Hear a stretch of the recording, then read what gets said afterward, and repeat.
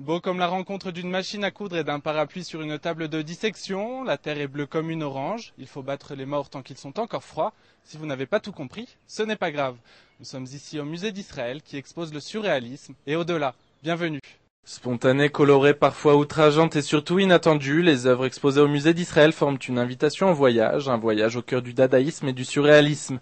Intimement liés et entremêlés, les deux mouvements qui ont provoqué l'ordre établi et introduit une nouvelle manière de voir et d'entendre l'art laissent derrière eux un héritage considérable que l'exposition Le Surréalisme et au-delà nous propose de parcourir jusqu'à fin juin.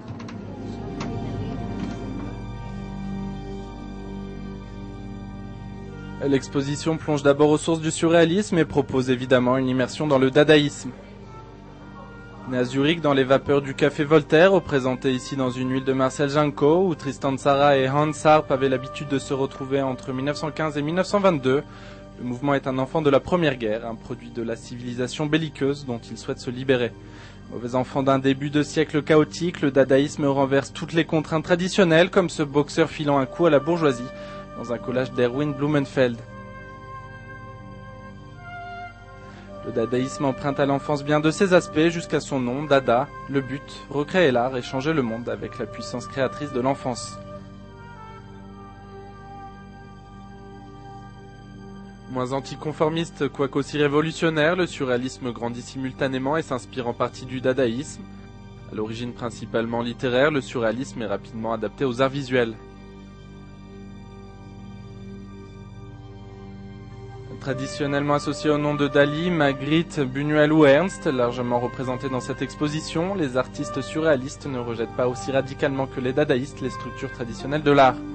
Le surréalisme propose de donner une expression visuelle à l'âme et aux forces de l'inconscient par l'utilisation d'éléments réels pour créer une autre réalité, le surréalisme.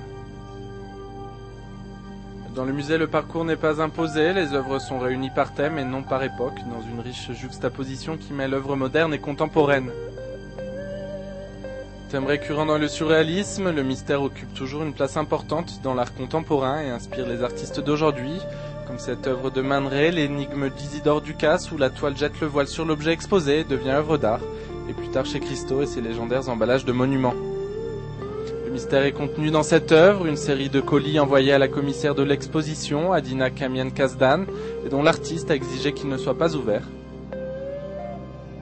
L'œuvre se complète de l'autre côté de la salle par une série de clichés au rayon X des paquets.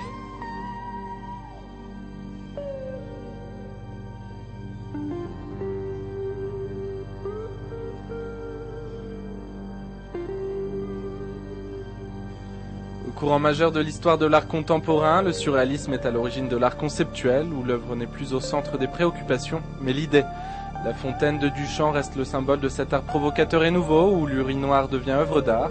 De même avec les gouttoirs à bouteilles de Marcel Duchamp, ou les cintres de Man Ray, dans cette œuvre appelée Obstruction, exposée avec audace autour du célèbre chien andalou de Luis Buñuel, projeté en continu.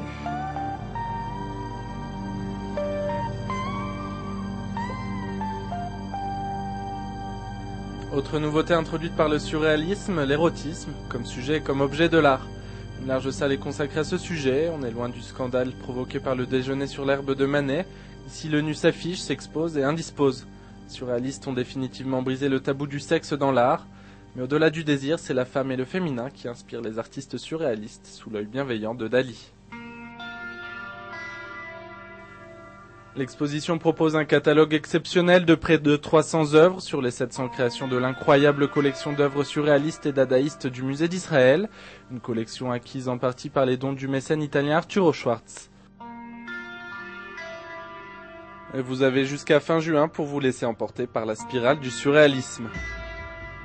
Au cœur du surréalisme à Jérusalem, c'était Jérémy Devray-Bénichou pour InfoLive TV.